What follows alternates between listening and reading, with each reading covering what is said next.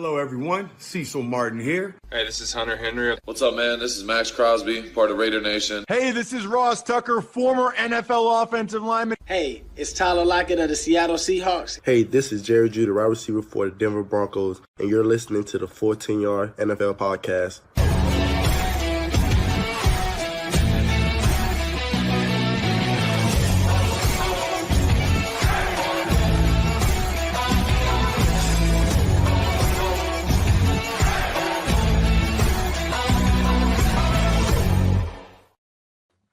Hello and welcome to the Full10Yards NFL podcast. I'm your host Sam Moores, and it is the best football weekend of the season. It is the Divisional Round, and after a mixed wildcard weekend, I'm really excited for this weekend. We're going to be previewing all 4 games today, as well as looking at some of the latest news around the league. And joining me to do that is a regular guest on the podcast, host of the 14-Yards Betting Podcast and the Go For Two podcast as well on our network. It is Liam Horsley, whose Chiefs kick-off wildcard weekend, divisional weekend this week. How are you feeling ahead of it, mate? And how are you feeling ahead of the weekend of football as a whole? Yeah, thanks for having me on again. I'm looking forward to it. I hope it's better than last week. I specifically said on the betting show that it's my favourite weekend of the year last week, and the game's firmly disappointed for that. So I'm hoping divisional weekend makes up for it, and hopefully you're right. This is the best weekend, hopefully it's a lot better than last week. But I'm excited by it. I prefer the kickoff times. We've got 9:30. 1 a.m. standard Saturday, and then we've got 8 and 11:30, I think, on Sunday. So for us UK fans, it is a little bit better. It's not perfect. We'd prefer 6 and 9, obviously, but it's still a lot better. So should be a good weekend. We'll kick off the podcast by discussing some of the main talking points from Wildcard Weekend that we just saw. And the big thing throughout the weekend really was the golfing quality between the top few teams in the league and the middle ground, really. 5 resounding wins from the Texans, the Ravens, the Bills, Eagles and Rams to keep their seasons alive. And the one game that really came down to the wire was the Washington-Tampa Bay game, where the Commanders won their first playoff games of the 2005 season. Zane Gonzalez had a last-second field goal, dink off the upright and in to beat the Bucks 23-20 after a masterclass in clock management with the game level. That was obviously the game of the week for sure, but again, not difficult with what we saw in the other games. Yeah, definitely. Yeah, it was different. Good to have a close game, obviously. Fun game for the neutral as well, I think. Probably wasn't as high scoring as most people thought, but I think it was a better game than the others. And I think as well, they're just 2 fun teams. You've got the cool story with Baker, obviously Jaden Daniels. I think a lot of people like Dan Quinn. I just think overall this was a good game for us to make up for wildcard weekend. And I enjoyed watching it and thought fair result, really. The best team did win. I'm looking forward to watching them in this weekend's game. Yeah, and like the meeting between the two teams in week 1, it was really like the Jaden Daniels show. The Bucks pretty much almost took away the Washington run game, so it was mostly on Daniels. He did a few really cool deep shots to Terry McLaurin, and he becomes only the 4th rookie quarterback in the Super Bowl era to lead the team to a road playoff victory as well. So certainly in the history books there. What performance from him? He won his team the game really, as well as obviously some the way they took down the clock with 6 or 7 minutes left to go, and obviously Baker as well had a good game. Some of the actual best QB play we saw this week, and it was a shame that we had to see one of these teams go, because they would maybe spice one of these games up this weekend as well if the Bucks were in it per se. Yeah, potentially. Yeah, I think Baker played pretty well. Obviously, the stat line wasn't great, but he did have a big fumble, so he was probably one of the bigger reasons why they lost in the end, even though he wasn't bad, throughout the game. I think you can't obviously mix AFC and NFC up. I think if you look at the 4 NFC teams, I think we are getting the most fun teams for me. I obviously like the Rams. We'll talk about them in a bit more than most people. I still think that the Bucks may be slightly below some of those teams. I think some of that is what we saw in this game. Is the head coach, unfortunately, he's very old school, sticks to what he does on defense, doesn't change even when it's not working, and then he's literally one of the worst game managers, as we saw with all that time ticking off at the end. So I think they would have been fun in this round. I wouldn't mind seeing them against Philadelphia, but I do think that the right 4 teams were through overall in the NFC. Yeah, and on Saturday night we saw an absolute turnover fest as the Texans defense forced another quarterback to have a bad game in a big spot. It's not the only one that the quarterback that Justin Herbert's not the only quarterback that has happened to against the Texans defense this season. It was a bad day for Justin Herbert fans. I picked them to win because I felt like the offensive line and the way that he had been elevating this team would be able to sort of counteract that, but that wasn't the case. Lad McConkey had a game, but other than that, there was nothing there really. And I thought he'd be able to win a game in a big spot, but still not the case, unfortunately. Frozen moment again with 4 interceptions. What? Obviously, you're a bigger Herbert fan than me. What did you take of this game and as a whole, really, and then obviously his performance? Yeah, I just think he had a bad day. Unfortunately for them, it happened in this game rather than another game in the season. But yeah, they just had a bad day. I think he had the most quick pressures, so he was off of any quarterback in the last 3 years in the wildcard weekend. So since they've done the whole 7 seed thing, so yeah, it's just almost every time he dropped back, someone was already in his lap after under 2.5 seconds to be classed as a quick pressure. So I think the interior offensive line was pretty terrible, but I think he just had a bad day. He never throws interceptions. That's not his game ever. And then just threw 4, I think, in this game. So, yeah, just a really bad day for him in particular. And then the interior offensive line, I'm sure they'll go away and do loads of work on it because they got killed all game in this game. The tackles didn't do as bad against the actual good edge rushers for the Texans. It was actually the interior guys that just got beat every single snap. So, yeah. Overall, I think that was why they lost. They haven't got enough weapons either. You could tell that in the back end. It was only Lad McConkey that could ever get open. But I just think Justin Herbert had a bad day, unfortunately, for him. And yeah, one thing I said before the season is Greg Roman was a bad hire, and I think this game proved that. Like the offense is just, as soon as they get behind, the Greg Roman offense, same as all the issues Lamar had in the playoffs was under Greg Roman traditionally. They just don't know how to play from behind, and they got behind quick in this game, and then that was it. So yeah, Herbert won't be happy, but I think there's more than that to explain why they lost. And Texas defense as well, I think that's not the best performance by success rate in 10 years. It was an incredible performance by them as well. So I think you do have to give them credit, but yeah, I'm sure Herbert will be disappointed with how he played. Yeah, it was a similarly bad day for the Steelers, who got run all over by the division rivals in Baltimore. They allowed 219 yards, and it was at 300 before it knelt down to end the game. It's now 5 straight playoff losses for Mike Tomlin. That's a bit of an issue now, isn't it? The way the Steelers just collapse at the end of each season. Yeah, it is an issue. I've seen some, I wouldn't know enough about it, but I've seen some opinions on, they practice quite hard throughout the season. Does the team get quite worn down physically and mentally from that, quite aggressive style of coaching that he's got? But I think the other way to explain it is most of the time in the playoffs, the better quarterback in the day is going to win. And they just haven't had a good quarterback for 10 years nearly. If you look at even when Roethlisberger was playing well, it's you're talking 8-9 years. So yeah, I think that is the number one reason to blame. I would say, maybe things have got a bit stale. He's been there for a long time. They've already confirmed he's staying, so it doesn't matter. Our opinion's not going to change anything, but I think they have got things a little bit stale. This whole game, they couldn't really defend the read option, and they're in a division with Lamar Jackson. So if any team should have been more prepared for the read option, it should be the Steelers. But just Tomlin it doesn't, similar to Bowles really, doesn't change what he wants to do on defense a lot. And I think we saw that in the last few weeks. And I think my personal opinion is they played 4 or 5 playoff teams in a row to end that season, and they didn't look good in any of them except for the Bengals, and the Bengals didn't even make the playoffs. So I think the team could see they weren't a good playoff team. The vibes in the locker room were off. All those comments coming out from the defense. I just think every time they played a good team, it was getting worse and worse and worse. And I think this game kind of epitomized how they finished the season. But yeah, for me, I still like Tomlin, but I think defense-wise, he needs to freshen things up. And overall, the Steelers just won't get anywhere unless they change their philosophy on quarterback, I don't think. Yeah, and look on to Sunday now. We saw 2 games that felt closer than the other 2 that were on the Saturday, but weren't really as that close. Even the Eagles and the Bills both won as 2 seeds. They both looked a class above, didn't they? Really?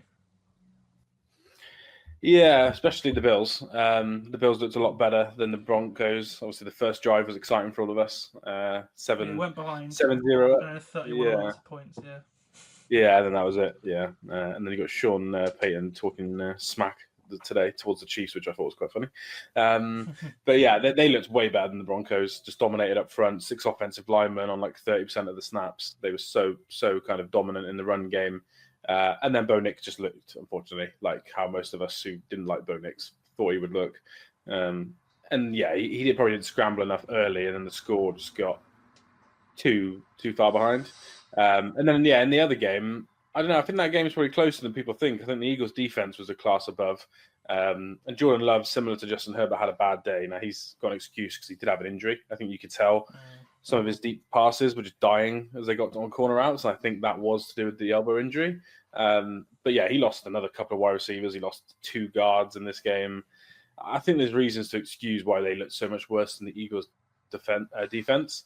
But the Eagles' offense was terrible. So I think the Bills looked a class above, whereas I think the Eagles probably benefited from a lot of injuries and Jordan Love just having a similar day to Justin Herbert, really. 3 picks, just didn't play as good as he could. But yeah, I don't think the Eagles looked on that level that we saw with the Bills, the Ravens, Lions, and Chiefs this weekend.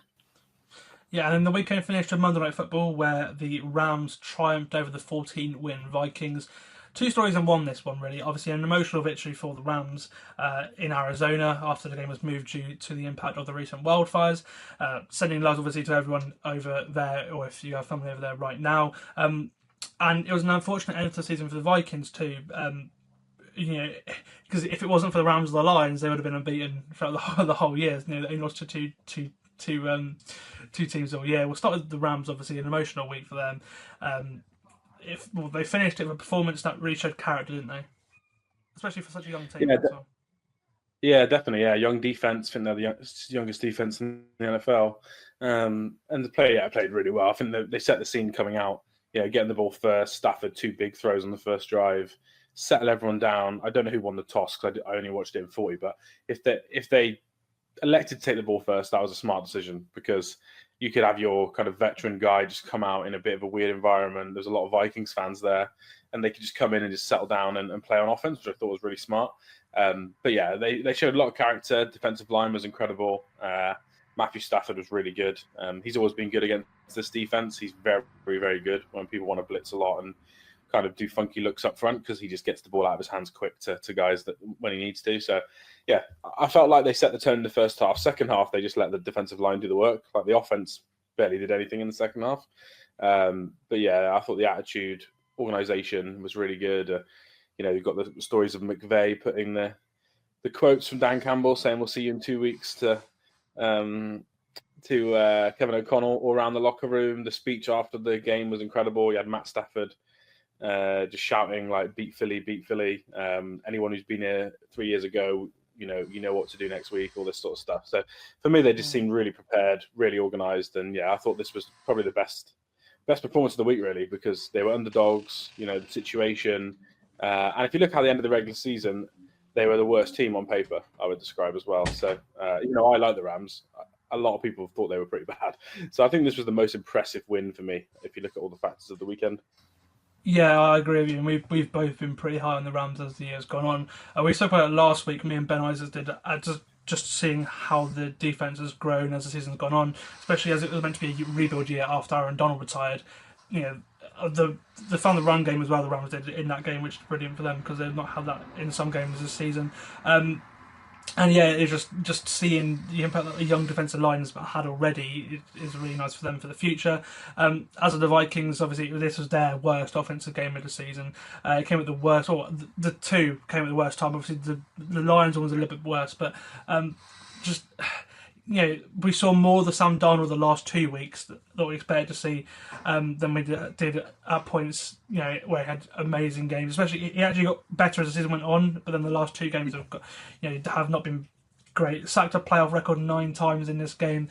And obviously now 2 bad games on tape after such a great season. Do you think it'll be more of a tough decision that will be made on him this off-season, or do you think they're still going to franchise tag him and have him for another year?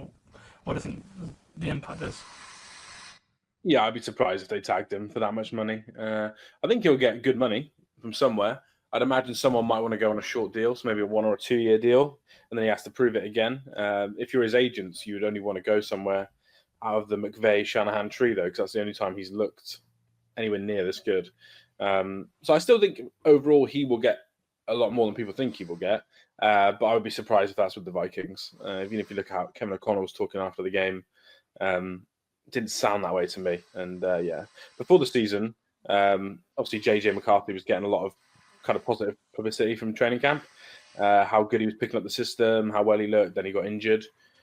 I think it would be a surprise now for me if they kept him, especially on the tag. Maybe if they did a 2-year deal with the second year's kind of fake, then that makes sense. But if they tagged him for 40 million, he would have to be the starter. And I think in an ideal world, they want JJ to come in and start. So yeah, I think it will change a few things. I will add though that I think the run game in this game and most seasons not been great for the Vikings.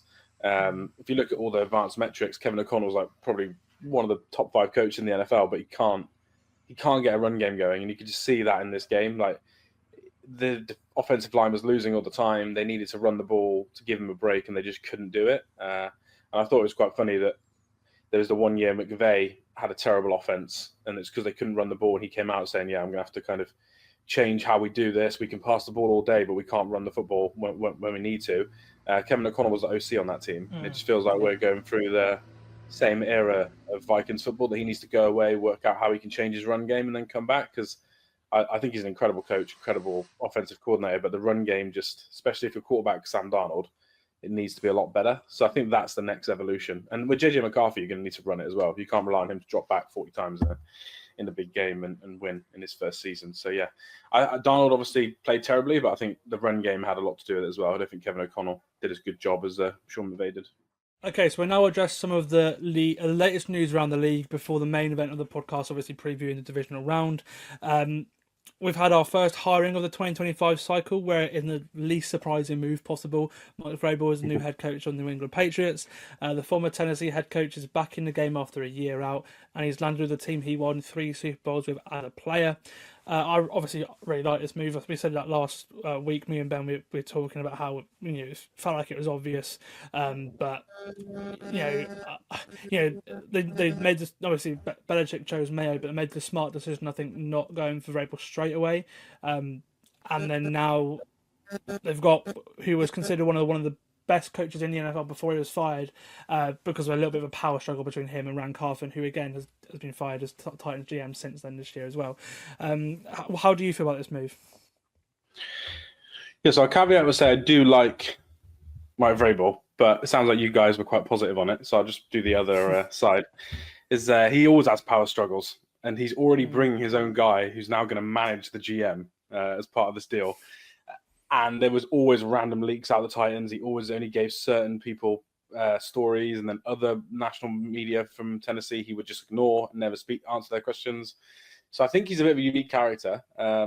He is very good at coaching defense historically, and very good at organizing special teams. He did that very well at Tennessee. But his offenses have been up and down. They were incredible when he had 2 good hires, obviously Matt LaFleur being one of them. And then Arthur Smith being the other. But then the third hire was Todd Downing. And Mike Vrabel doesn't know a lot about offense. And Todd Downing was terrible, and the offense was the second worst in the NFL. So I think with a young quarterback, I would prefer to have someone who is more offense-minded. But if he makes a good OC hire, then I think it's a very good hire. I think he'll get rid of some of the rubbish culture that's bed in there now in New England, probably stop the owner getting involved as much as he does. So I think that's positive if the OC hire is correct. I don't think you want to hire the wrong OC and have it where it's run, pass for the next 2 years of Drake May's career, because I just don't think we'll see him develop into the player he could be. But if they get the OC hire right, then I think it could be a really good appointment. So yeah, I don't dislike it at all. There's a bit of caution for me on how it could affect Drake May's development. Plus, I did think it was pretty rough that they made a bit of a mockery of the whole Rooney Rule with the way they did the interviews, which is not great. I think as soon as they found out that he was interested in the Jets, I think they were like, okay, we need to do something here. But, yeah, I agree. It's just, we talked about that last week as well. It's strange, but Yeah, I mean, the two guys that they interviewed, have had interviews before. It's not like they're just nobodies, but again, no one else was talking about them in this cycle before, so it is Yeah. a bit dodgy there. Yeah, for me, the reason why I think it's going to be a good movie is because the Pats have been pushed around in the division recently. Like they've been outcoached in pretty much every single game for like the last 4 or 5 years in division. Yeah. Like other than the Jets maybe, but like the Dolphins have outcoached them, the Bills have outcoached them. Like, yeah, and with Vrabel, that probably will change. Like Vrabel's had good history against the Dolphins in the last 4 years when he's been in Tennessee. That it makes those in division coaching matchups now really interesting and very tasty to watch, which is really good. And again, we'll see who the OC is to develop Drake May, who had a really good rookie season for what he was surrounded by. Okay, we'll go over to the next bit of news. A bit of news earlier in the week as well. We spoke about it last week being a possibility, and that is the fact that the Dallas Cowboys are looking for a new head coach, as owner/GM Jerry Jones and former head coach Mike McCarthy could not come to terms on an agreement for a new contract extension.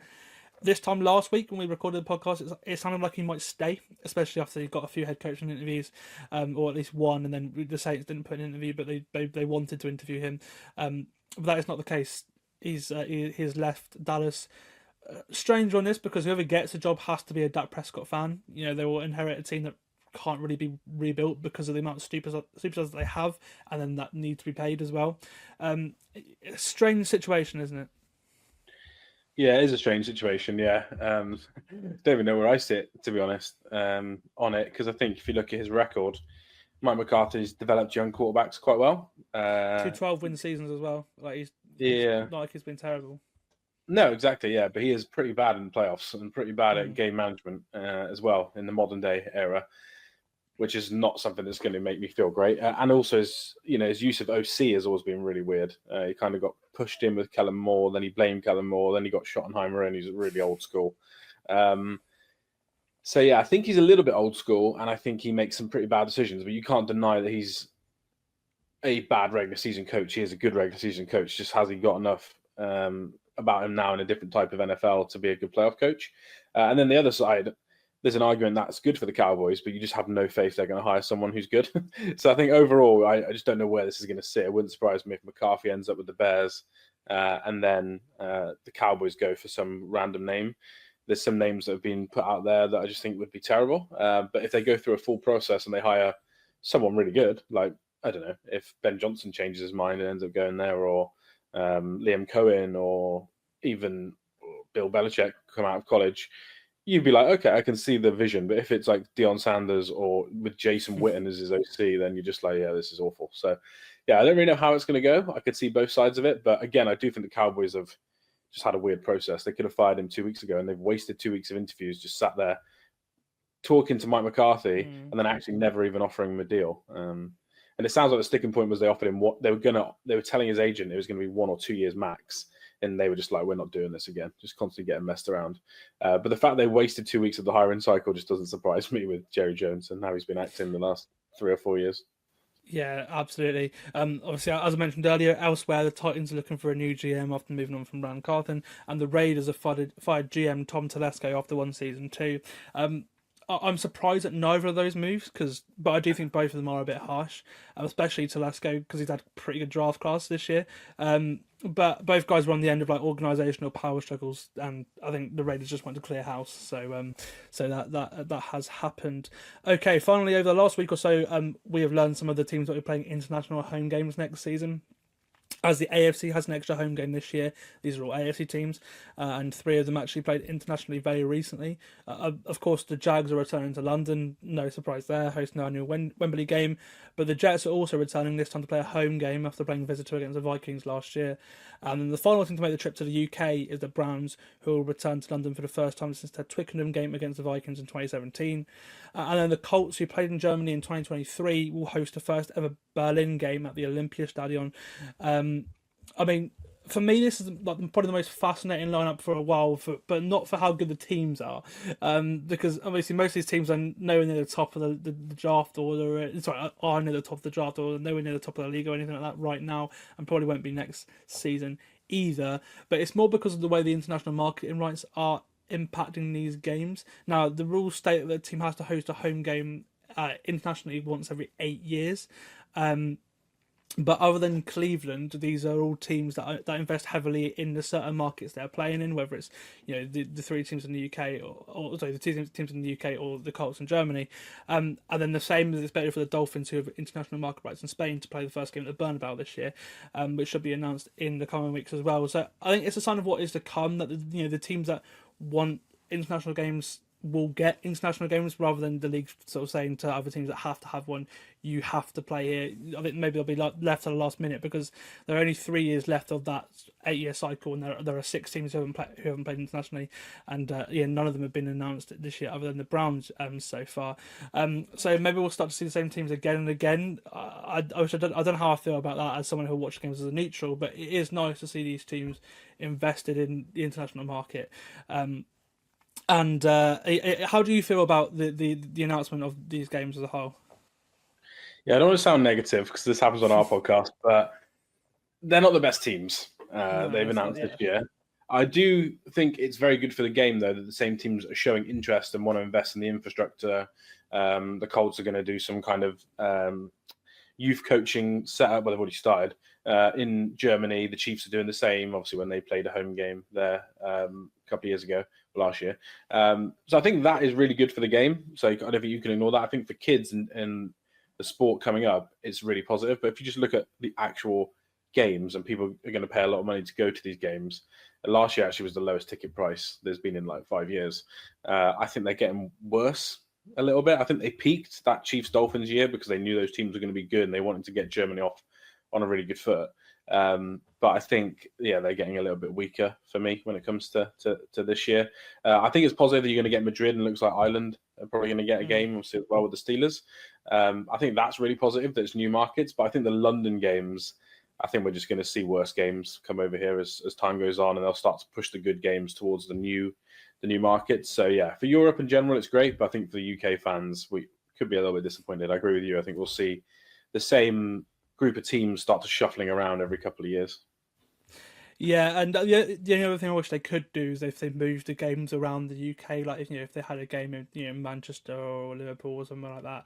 Because, Wales or Scotland or whatever. Or maybe Cardiff would be a great place for a game because you've got a stadium. It's like because like they're doing in Germany now, obviously playing in their third city this year in Germany. Hopefully that would be nice at least to then get some variety there. But a reminder perhaps for future years that the teams with marketing rights in the UK are the Jags, the Bears, the Dolphins, the Vikings, the Jets, the Niners, and then the Steelers have rights to the UK too, but only in Northern Ireland, and obviously they have rights in Ireland as well, as do the Jags and the Jets. Obviously the Jags, Bears, the Vikings, Jets have been over the last couple of years, including this year, obviously. And then the only thing that's not been over recently in the last sort of 4, 5, 6 years is the Niners. So when there's an NFC home game next year, maybe the Niners will be the team to play next year. I'd put money on that, to be fair. Are you going to go to Madrid? I'm planning on going to that game. Or your team? I don't know. It depends. It depends. One, how good of a financial situation I'm in, and two, if I'm working or not. I might try and get in as a journalist, and I think that'd be the best thing. But we'll see who I'm working for in a year's time, I think. But no, certainly exciting times internationally with the amount of games going on, and the Brazil home team is still to be announced. Okay, now it's time to look ahead to the best weekend of the football season, the Divisional Round. 4 games this weekend, 2 on Saturday, 2 on Sunday. Meaning we are down to our last 8 teams in the race for the Super Bowl, and the action starts at Arrowhead where the Chiefs host the Texans. The Chiefs start their playoff campaign hoping to become the first team to win 3 straight Super Bowls in the Super Bowl era.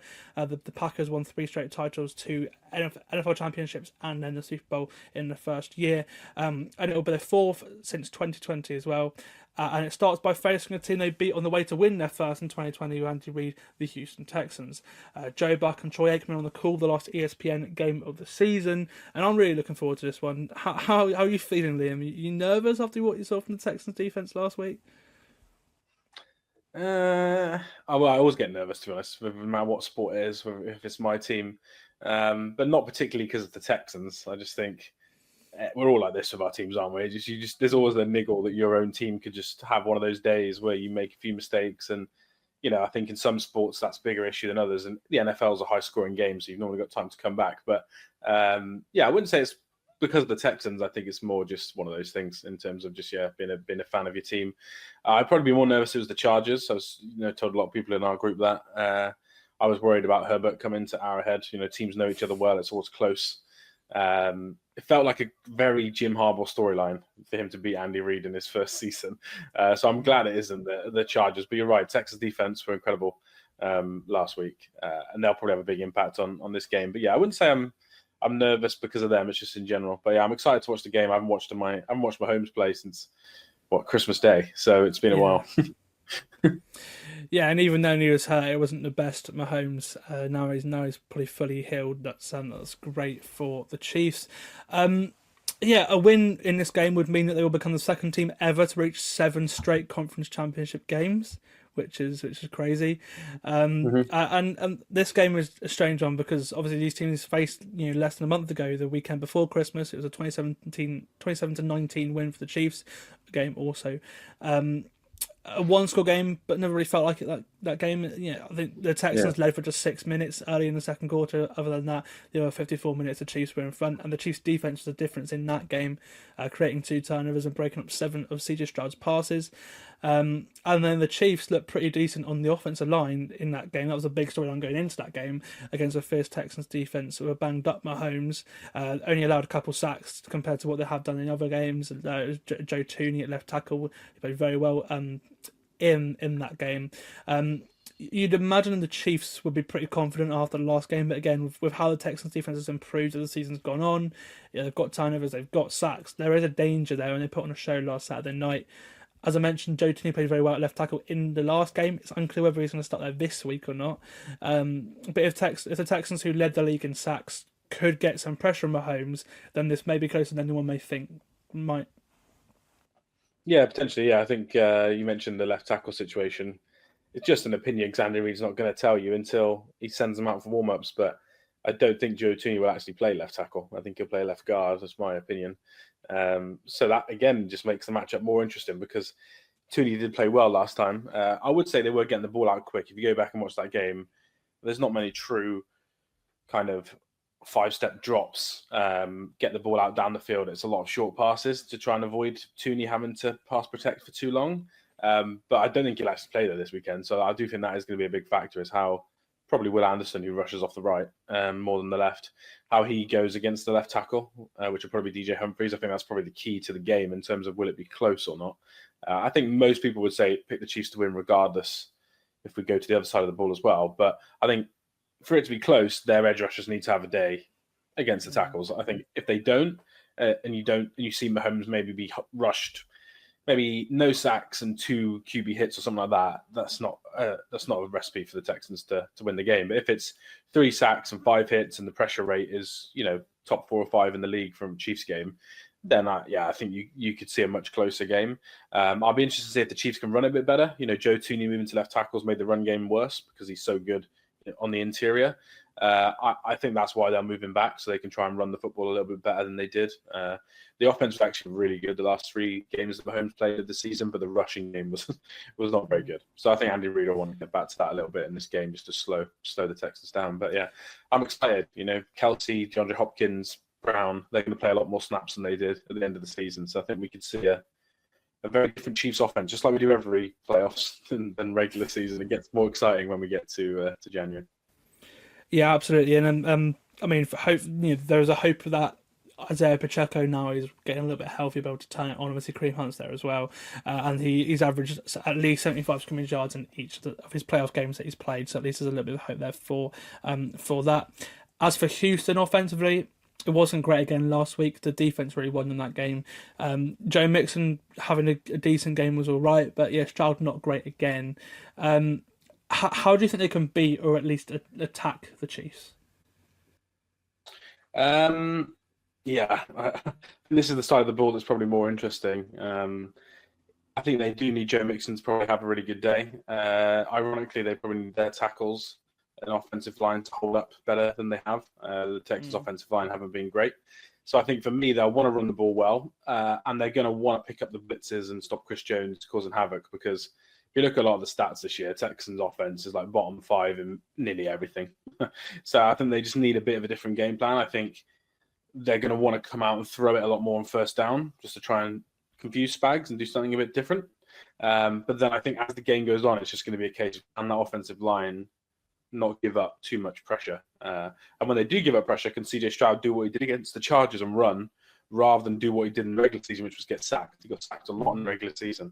And against the Chargers, he ran and scrambled for 4, 5, 6, 7, 8 yards every time. So I think for me, they're going to be the keys to the game because I do think the Chiefs' defense are going to probably be looking forward to going against this offensive line as well. I think we could see a lot of sacks on either side of the ball, potentially, if the offensive line don't play as good as they can.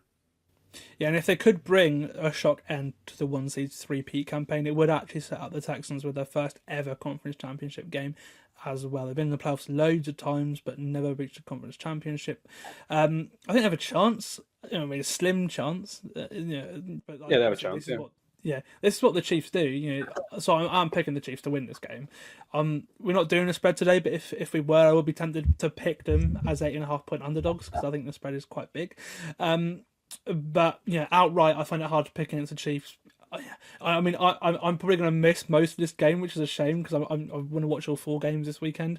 We're traveling back from the football game. I'm working at the weekend on Saturday, and then I'm going straight out to a friend's birthday party. So I'm probably going to miss the whole game. But I can't wait to watch the battle at the line of scrimmage. Just seeing who can put pressure on who on Sunday morning. And I'm picking the Chiefs to win, but I do think it could be closer than the spread suggests. Yeah, I pick the Chiefs to win as well. I've said all season long, if they lose, it'll be in the title game. That's just my opinion. I don't think they'll lose in the Super Bowl or this game. I think they could lose in the title game. But yeah, it could be closer. I think if you're someone who probably doesn't want the Chiefs to win the Super Bowl again, or if you're a Bills or Ravens fans or whatever, I think look how the Chiefs offense looks in this game. If it looks still quite slow and just good, not great, but just good, and they win 24-20, then you think, okay, they could be upset next week. If they do what they've done in other playoffs and Mahomes just comes out electric and they win 28-14 or something like that, then I think that would be a worry for people. But yeah, I don't know what I would do with the spread. I wouldn't it wouldn't go either way. But I think the over on the total, which is like 43, I think is a good bet because I actually do think the Texans might score a few more points than people think.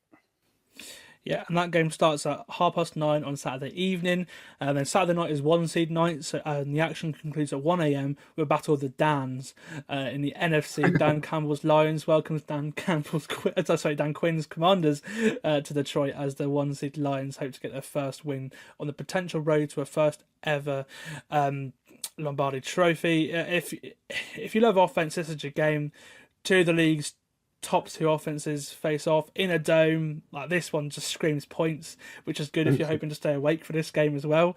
The highest predicted points total of the week at 54.3, but also the highest spread of the week with the Lions at 9.5-point favourites. What do you make of this game? Yeah, I'm definitely with you on points. I'm hoping for a fun game. I know we'll probably talk about different areas of the game, but there's a few keys for me. Lions can run the ball extremely well. David Montgomery's back. I think that'll be hugely important. And the Lions are not very good. I know they played well against the Vikings, but if you take that one game out, passing-wise, they're one of the worst defenses in the league.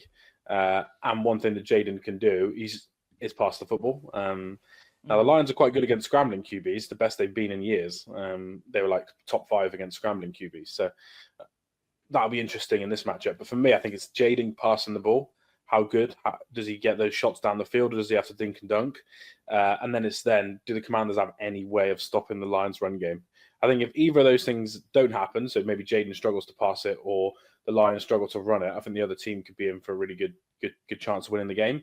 But if it goes to strengths, I think the Lions will be trying to just wear them down, have long possessions, run the ball a lot, and then just give Jaden less chances to make an impact on the game. But I'm with you. I think this will be points. I think this will be a very, very fun physical game as well. Because Dan Quinn gets his defense to hit people. So even if they get run over a lot, there'll be the odd play where they throw it in the middle and the safety comes down and makes a big play. So I'm excited. I think this will be a fun one. I'm going to stay up and watch it because I'm hoping for points, same as you.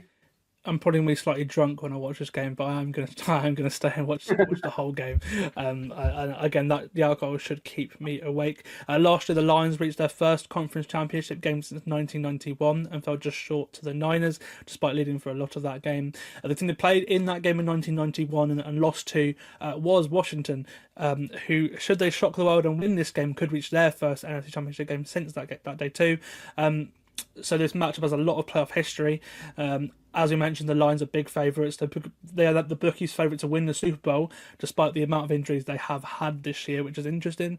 It's been a terrible season in that regard, especially on defence, missing double-digit players on the IR. I was a bit worried about them when David Montgomery went down a couple of weeks ago, but it didn't really matter. Since then, they scored over 30 points in all the games that he missed. Obviously, Jameer Gibbs got to 20 touchdowns in that game last week on Sunday Night Football, and then Jared Goff still looked good without Montgomery as well. But now he's probably going to be back for this week, which is brilliant for them. He's fully practicing, as was Terry and Arnold as well. It doesn't sound great regarding Kevin Zeitler, their guard this week, which is a shame. But 2 out of 3 players coming back is great for them, isn't it?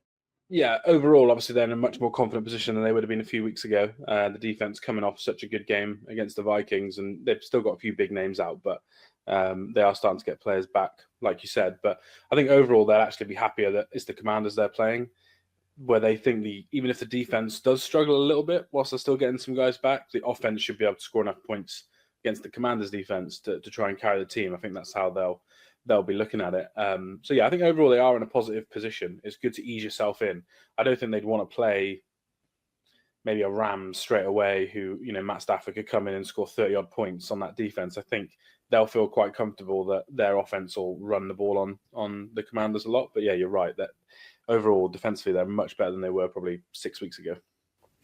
Yeah, and as Washington, it doesn't sound great regarding Bobby Wagner, who hasn't practiced this week, the last 2 days. And if he played a great game last week, of course, forcing a fumble on Baker Mayfield. If they were to pull off a big upset, obviously he'll be a big part of that.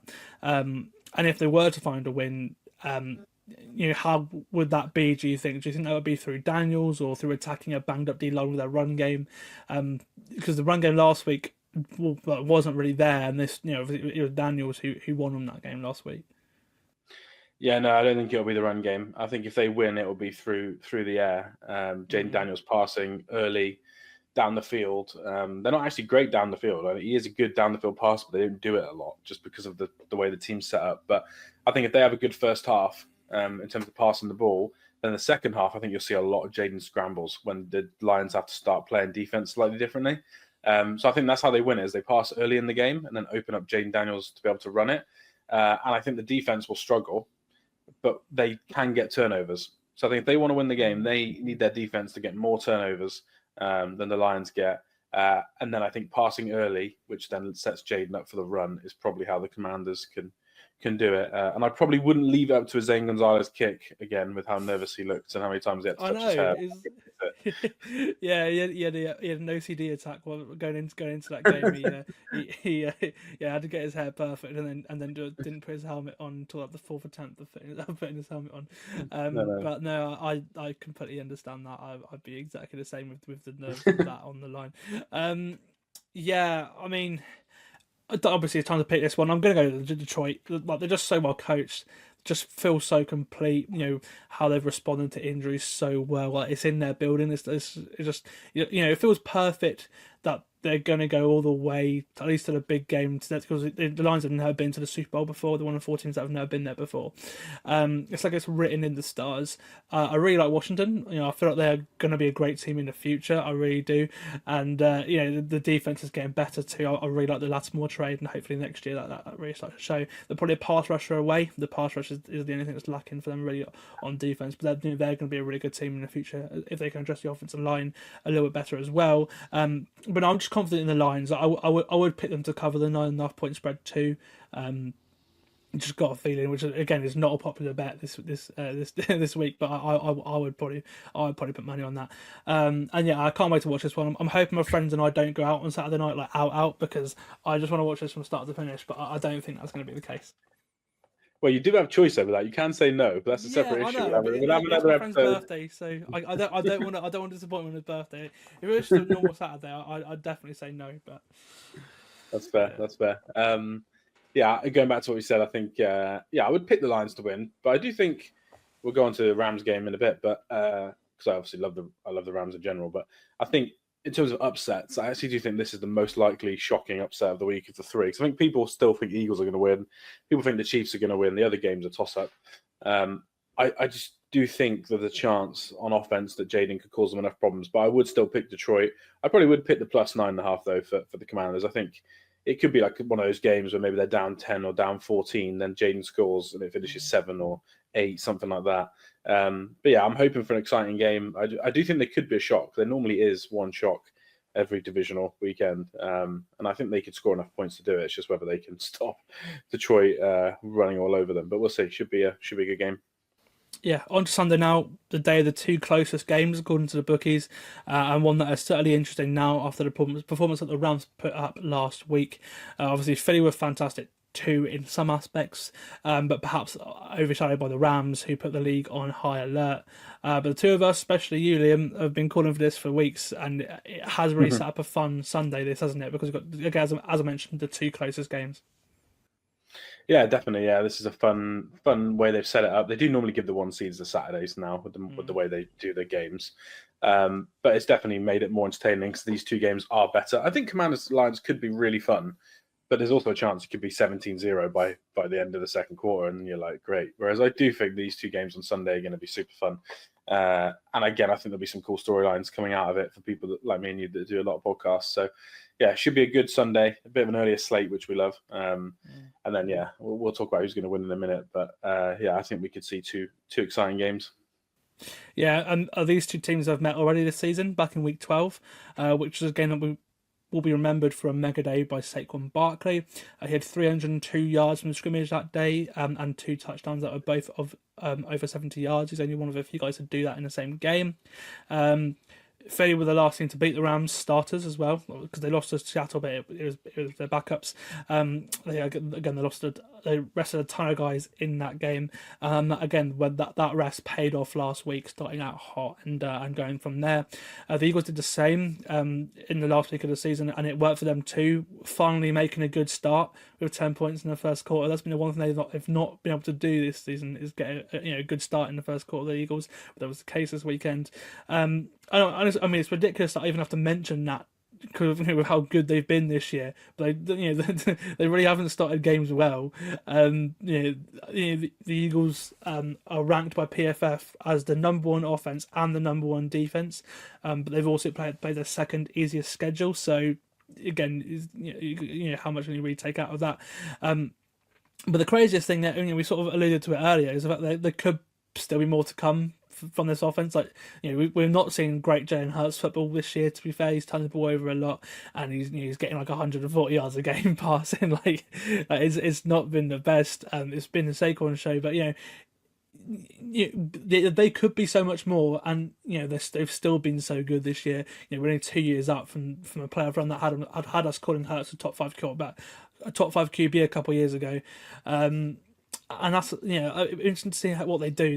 The Rams are 21st against the run, so I'll probably say the way they win this game on offense is obviously through Saquon Barkley, which in tow then should keep Stafford, Kupp, and Nakua off the field, who can put up points. I think that's probably the way they want to do it, isn't it?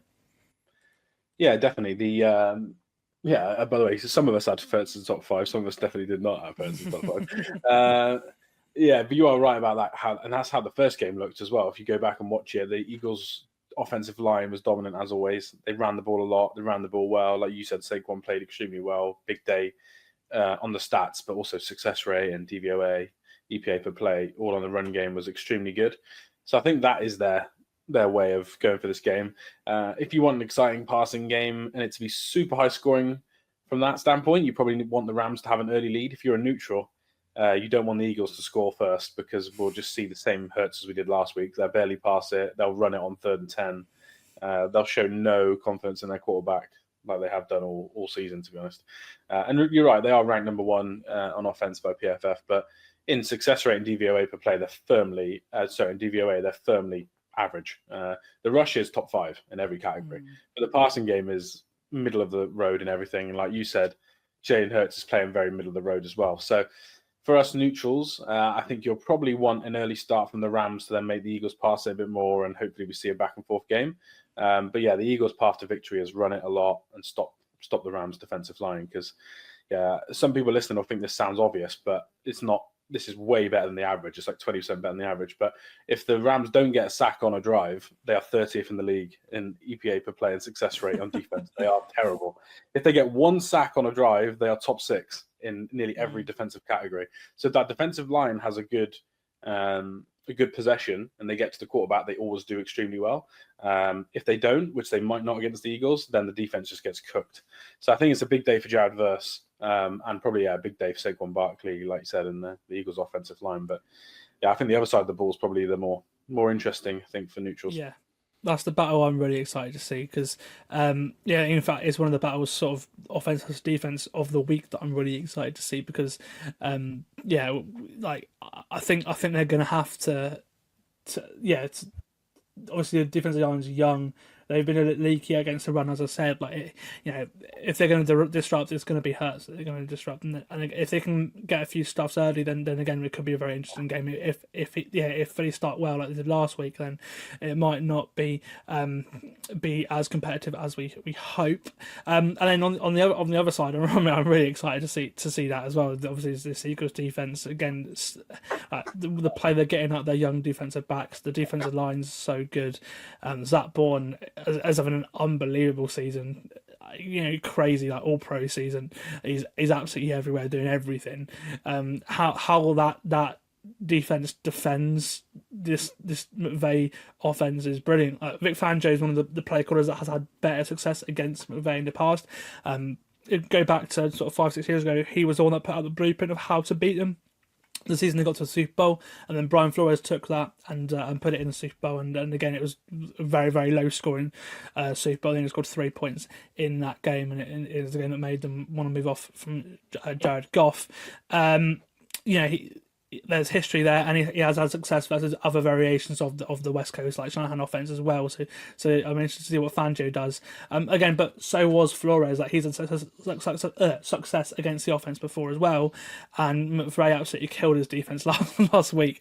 So it should be a fascinating battle with lots of superstars and young players across the two teams that I'm really looking forward to. That on that aspect. Yeah, Stafford's going to be the key as well. If he's on it, he hasn't been on it week to week this season, fortunately, because of his age. But he was on it in the first half last week, and then they had enough to just go and win that game. And he's probably going to need to be on it for more than a half, maybe 3, if not all 4 quarters in this game against this defense. But yeah, I think you're right. I think it is a lot down to McVay, but also there's just going to be some moments where it's big third downs, and can Stafford make the plays. I don't want to always bring it back to my team, but in the Super Bowl, obviously the Eagles' defense was really good, but it was just those third downs. Can Mahomes make the play on 3rd and 6? And he did it time and time again. And if Stafford does that, I think they've got a good chance to score enough points to win it with how Jalen Hurts looks.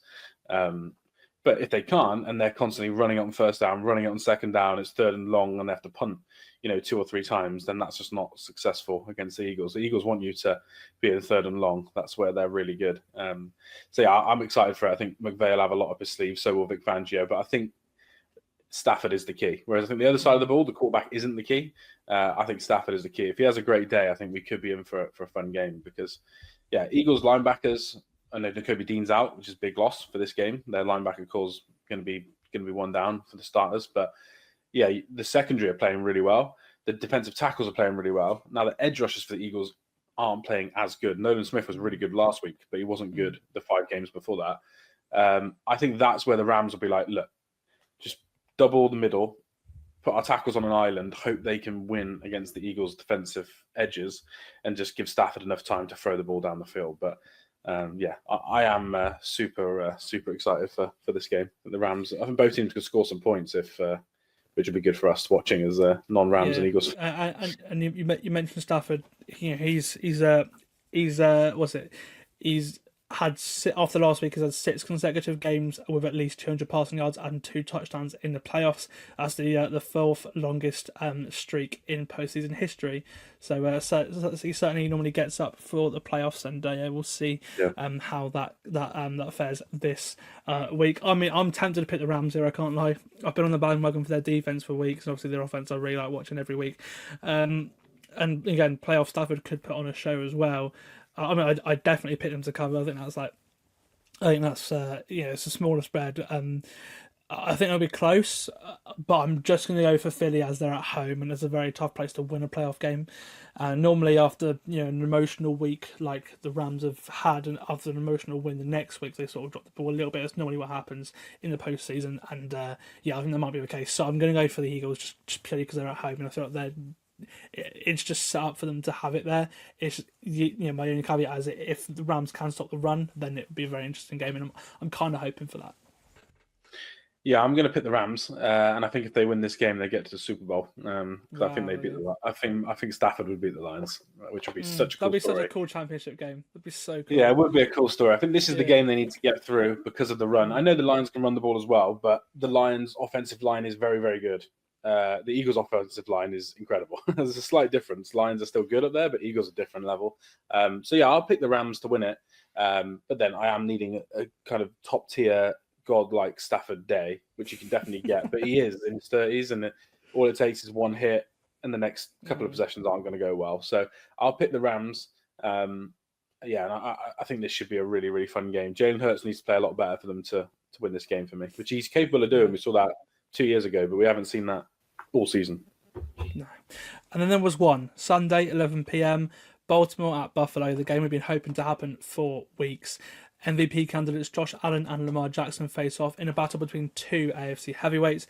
It's been a tight race for MVP all season, with both QBs having really career years and putting up one of their best playoff performances last week. And obviously the votes have already been cast, so there's nothing that can impact the MVP from this result. But both players are playing the best football of their lives right now. Again, both had some of their best playoff performances last week as well, and will be feeling like this is their year to go on and win it all.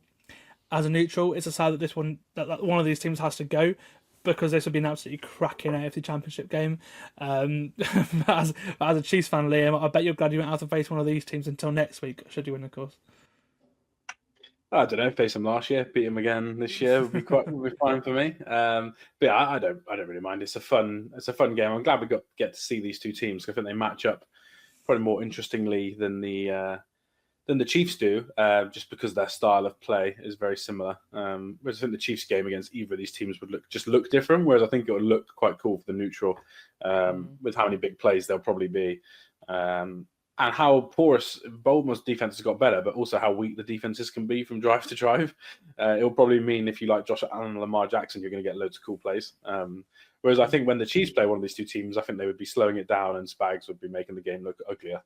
So I think this will be a really fun game. Should be the best game of the weekend, maybe the best game of the season, because there's an argument whoever wins this game, some people think they'll blow out the Chiefs, other people think they could get so banged up in this game with how much running there's going to be that it could impact how they play next week. So yeah, this should be the game of the season, I think, for most people. We'll talk about who we think is going to win at the end, but I've got a pretty clear idea on who I'm going to pick. But yeah, I think this should be a fun day. And it's in Buffalo as well. It's going to be cold, I read today. So it's going to be very typical old school player football that I think we all like to see. Yeah. So yeah, should be fun. And it would have been a very nervy week for both teams, because they are both fighting playoff demons. They've both been so good in the regular season and previously, and they've been hurt in the postseason on numerous occasions.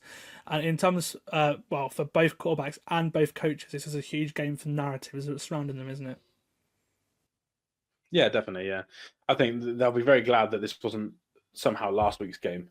If the Steelers won the division somehow, and this was last week's game, I think they'd be more nervous. I think both teams will be very glad to kind of settle in. Now, I've got a bit of a different view, because I do think the Bills are actually very good in the playoffs.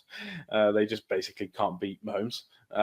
Whereas I think Lamar was probably more nervous. He even said that he was the most nervous he's been going into a game this season, is that game, just because of his history. Whereas Josh Allen normally is his best in the playoffs every year. They've lost because of the defense, not because of Josh Allen. But I think both teams will be glad to get a victory on the board, play really well, quarterbacks look good, offensive lines look good. I think that'll probably set this up for a more fun game than if it was a week ago. Yeah, the whole thing with Buffalo last week was if if Denver, who've had a great pass rush all year, can get pressure on Josh Allen, it should be an interesting game. They did early on, then afterwards it just negated that. They run the ball well, and yeah, it just wasn't a great game. And then Baltimore have done very well protecting Lamar all year as well. In terms of point differential, there was literally nothing to separate these two teams this season. They're tied at the top of the AFC with a positive 157 point differential, obviously positive. Obviously, Buffalo had one more win, so they have the home advantage in this game. Something they didn't have in the last game between the two sides in Week 4, and it was in that game that the Bills looked probably the most vulnerable I can remember them in the Sean McDermott, Josh Allen era. They were terrible that day, but in that game and the Texans game this year, they were absolutely terrible. The Ravens killed them, winning 35-10, pressuring Josh Allen 15 times and holding him to just 201 total yards, 180 passing, and without a touchdown as well. And it was Derrick Henry who ran all over the Bills that day, 199 yards and a touchdown. He had a receiving one as well, so 2 total touchdowns. And Lamar also had 54 on the ground and a touchdown too, in addition to his 2 in the air. It was actually a very similar game for Baltimore last week to the one to the Buffalo one earlier in the season for them, where we again almost 300 yards rushing, getting pressure on the quarterback.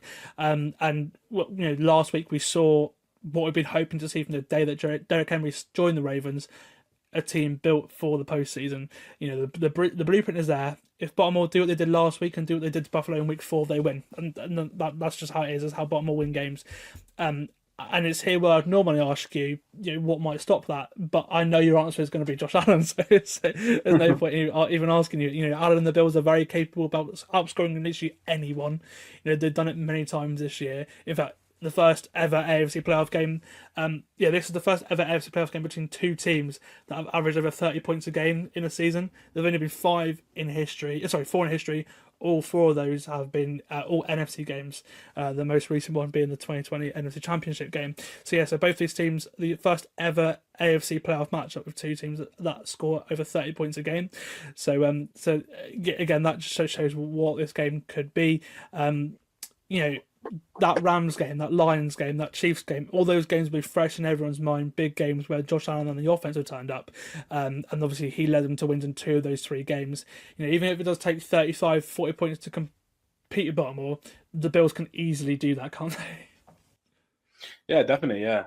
I do think this is going to be a high-scoring game before I say this, but it is feel like every podcast I'm listening to is just setting us up for a low-scoring, a bit of an uglier game, just with how much we're all talking about offense and points. But you're right. Obviously, Josh Allen is one of the probably 2 quarterbacks outside of Lamar, but he can't play himself, that could probably keep up with them with the way they're playing on offense.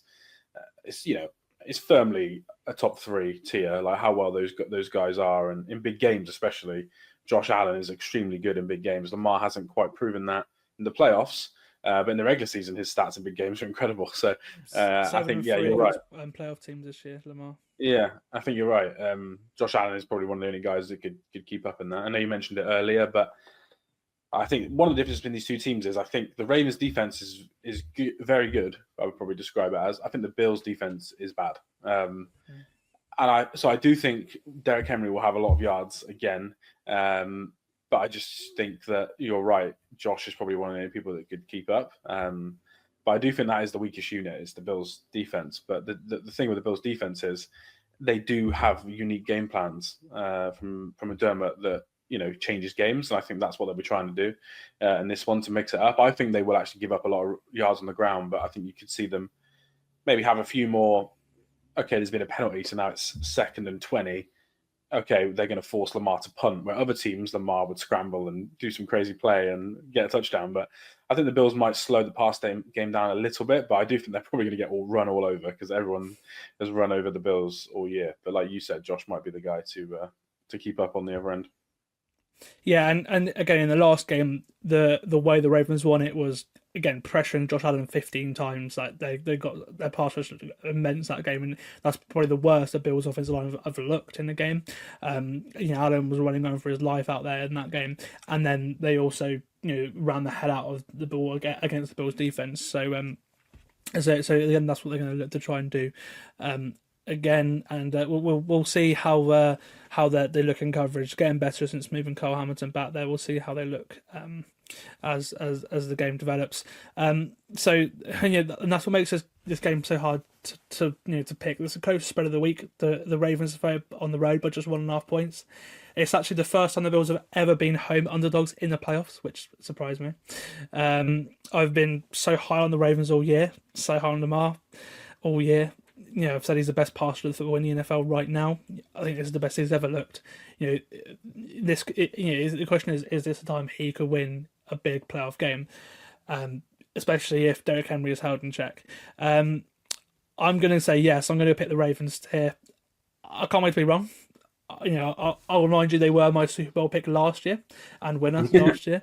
And this time, well, actually, it was in the conference championship game. I got pretty run, but I went on the rant saying how good and how I think that this could be the time, and I was completely wrong going into the AFC Championship game. I'm hoping I'm right this time. I'm going to pick the Ravens. Yeah, I want the Ravens to win because I think it'd be a much easier game for the Chiefs. But I think the Bills are going to win. I'm a big Josh Allen fan. Everyone knows that. I'm a bit worried they'll get to the Super Bowl. I think he's that good. And I just think the offense is.